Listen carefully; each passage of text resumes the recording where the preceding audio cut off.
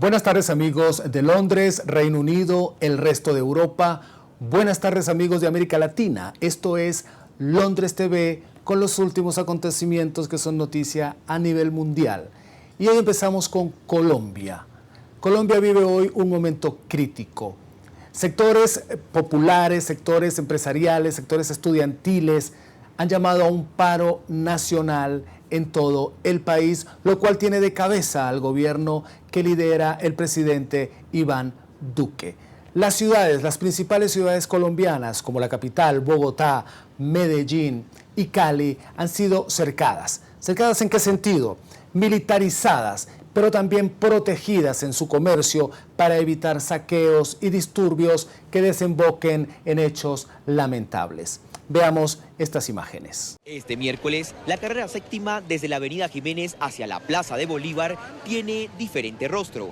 Varios comerciantes han decidido proteger sus vitrinas por las marchas en las próximas horas. Pues por proteger nuestros intereses, nuestros beneficios. O sea, hay gente que no... ellos tienen el derecho de protestar, pero si protestan pacíficamente. Si ya nos afectan a nosotros como terceros. Si se llega a presentar algo, tenemos que cerrar de una vez. En entidades públicas con polisombra han resguardado las edificaciones. Muchos comercios y organismos aún están en mantenimiento debido a los daños causados por infiltrados en marchas anteriores. Puliéndonos lo que nos mancharon. ¿Estas son manchas de qué? De la protesta que hicieron la vez pasada. ¿Es muy difícil quitar esto? Sí, claro. Ya llevamos como un mes está dándole pulidor a esto. Es difícil quitarlo. Comerciantes hacen un llamado a los manifestantes a respetar las propiedades públicas y privadas. Y las medidas que extrema el comercio colombiano no son para menos, porque en las últimas manifestaciones que ha habido, no solamente en la capital colombiana, se han presentado conatos de disturbios con rayado de paredes y quiebre de vidrieras. Así que los comerciantes están prestos a que este paro nacional no tenga consecuencias mayores para sus negocios. A todas estas, el presidente colombiano Iván Duque acusa seriamente a los gobiernos izquierdistas de la región de ser los promotores de este paro nacional que busca, según sus propias palabras, desestabilizar a el gobierno colombiano, así como han pretendido hacerlo con otras democracias de América Latina, como por ejemplo Chile. Las palabras del presidente colombiano Iván Duque así lo señalan. Yo creo, Jenny, que la protesta pacífica es un derecho constitucional, es un derecho que todos debemos garantizar y proteger. Y por supuesto también nosotros debemos tener la capacidad como Estado de que se aplique todo el peso de la ley cuando lleguen infiltrados o vándalos queriendo afectar los derechos de los demás o cometiendo actos criminales. Personeros del gobierno colombiano han dicho reiteradamente en las últimas horas que hay un plan desestabilizador, que proviene desde Caracas, Venezuela. Recordemos que en julio de este año hubo una reunión del llamado Foro de Sao Paulo. A raíz de allí se han suscitado una serie de eventos que han deteriorado la imagen de algunos presidentes y de algunos gobiernos latinoamericanos, como el caso de Ecuador, como el caso de Chile, y por supuesto también lo que hubo recientemente en Bolivia.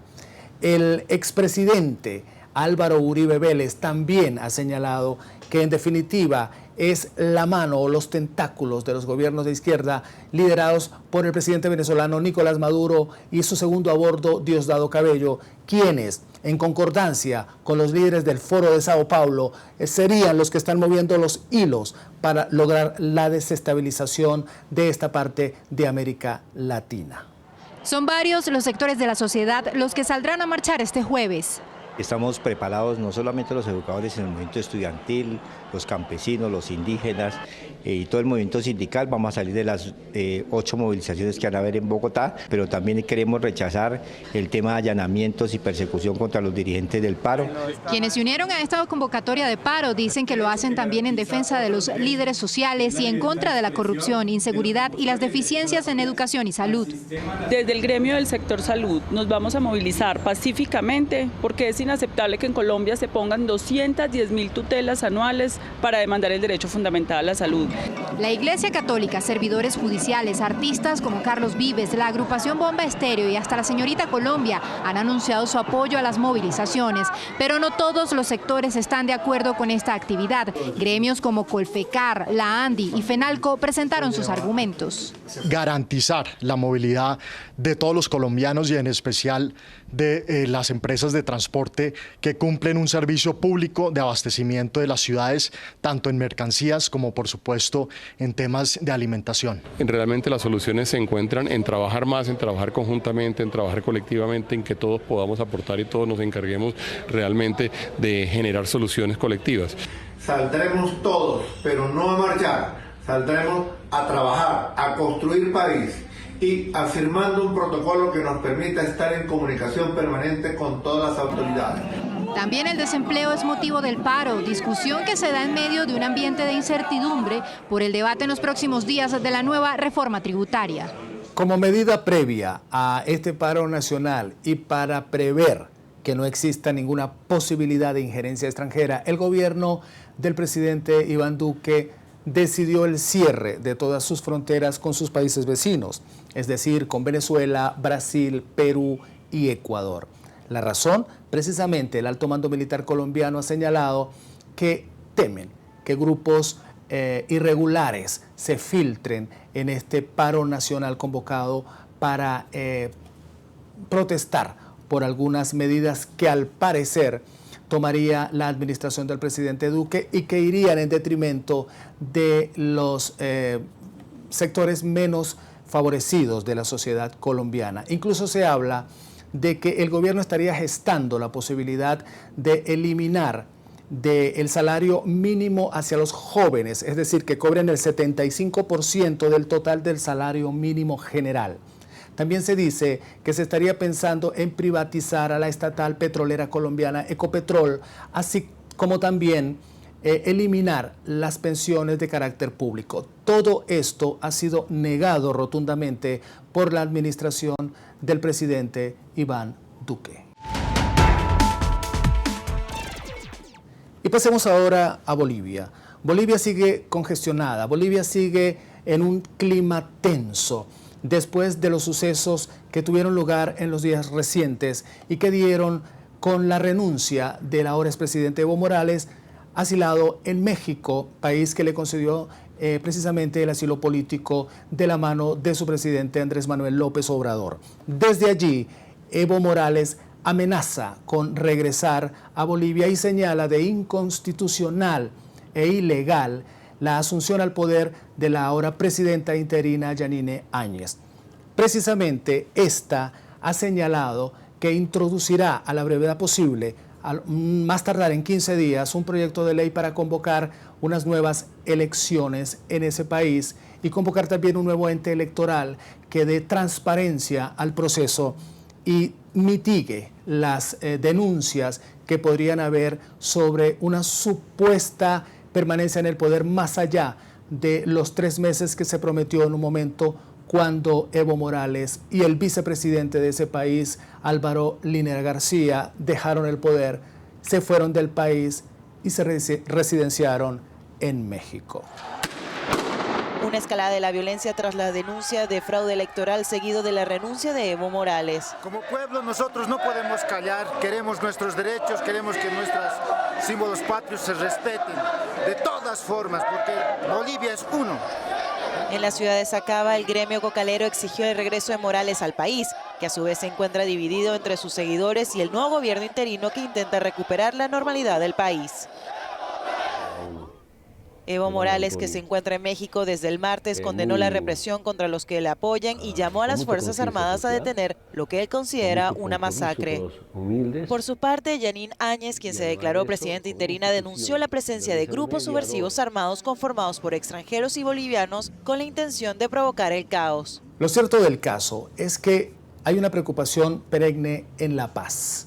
La Paz, la capital boliviana, podría ser cercada con lo que los indígenas llaman Tupac Katari, es decir, un cerco que impida el ingreso de alimentos a la capital boliviana, lo cual pondría en jaque a la ciudad más poblada, una de las ciudades más pobladas de Bolivia. Ya esta situación se ha dado en años anteriores. Recordemos que en 2003 y en 2005 hubo una situación similar y provocó una desestabilización del país.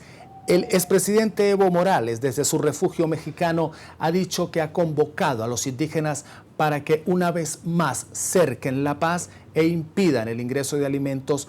¿Para qué? Para desestabilizar y lograr que la presidenta interina deje el poder y volver otra vez por sus fueros a lo que siempre tuvo desde hace casi 14 años, el poder absoluto en Bolivia. Y Chile sigue siendo noticia porque las manifestaciones y los disturbios continúan en el país austral. Los más jóvenes son en este momento quienes encabezan las manifestaciones y las protestas, aduciendo que el gobierno les olvida y les olvida también a sus padres, a sus representantes, a los entes que manejan la educación y la salud en el país austral. Las protestas, como dije, continúan. El presidente Sebastián Piñera ha introducido una reforma que busca definitivamente saldar la deuda social que tienen con los chilenos. También se logró un acuerdo con el Senado chileno a los efectos de llevar a cabo un plebiscito en abril de 2020 que busca, en definitiva, reformar la Constitución actual que data de 1980 en la época de la dictadura de Augusto Pinochet. Veremos en qué desemboca esto. Antes, estos testimonios de jóvenes chilenos respecto a esta terrible situación que vive el país chileno. Un mes yo creo que no va a ser suficiente para saciar todo el descontento social que existe en nuestro país de hace tanto tiempo.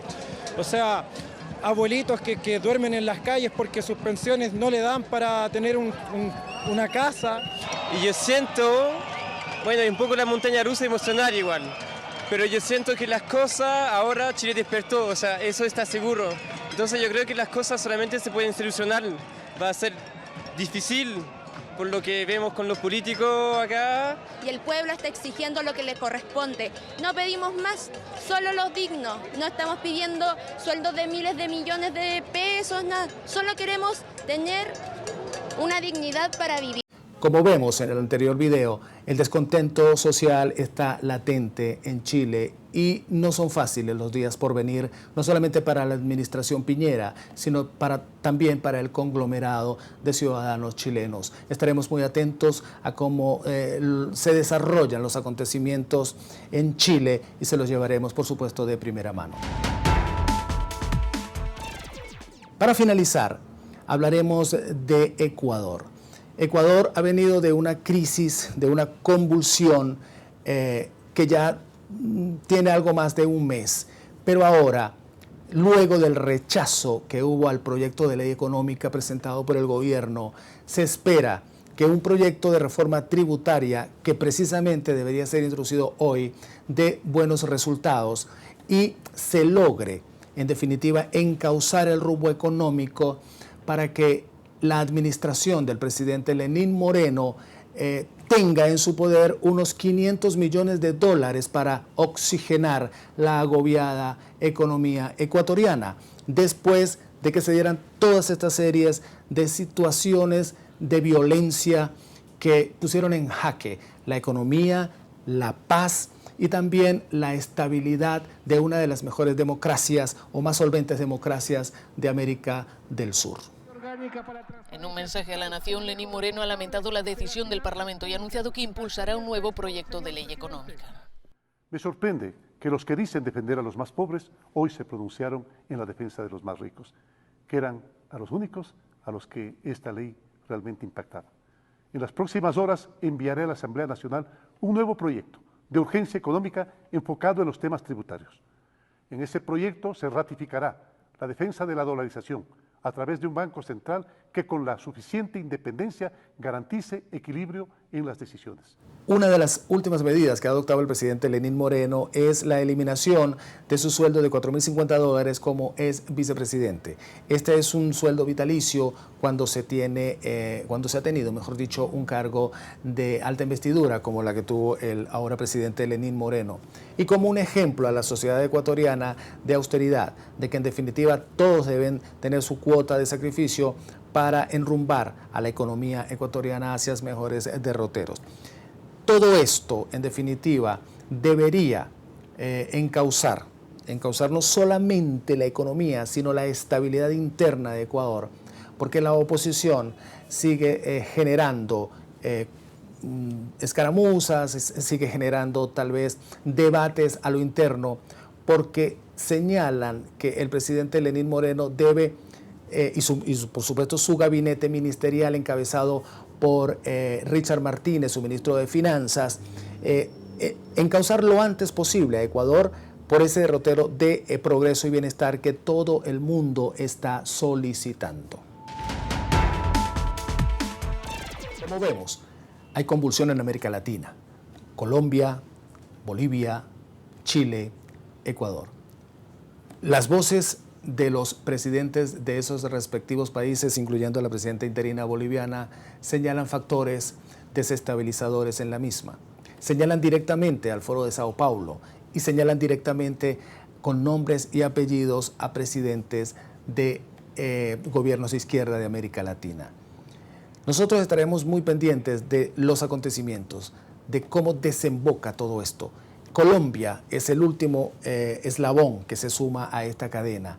Colombia está viviendo hoy un momento no fácil con este paro nacional y esperemos que todo termine de una manera satisfactoria, porque en definitiva lo que debe privar es la paz social, es la sobrevivencia o supervivencia de las democracias en América Latina. Londres TV, como siempre, atento al acontecer mundial, estará pendiente de todos los acontecimientos que se desarrollan en cualquier lugar del planeta. Soy Giovanni Villamizar, esto es Londres TV. Me despido no sin antes recordarles suscribirse a nuestro canal en YouTube y darle like. Déjennos sus comentarios, que para nosotros es muy importante, y síganos por nuestras redes sociales en Facebook, en Twitter e Instagram. Será hasta una próxima oportunidad. Hasta entonces.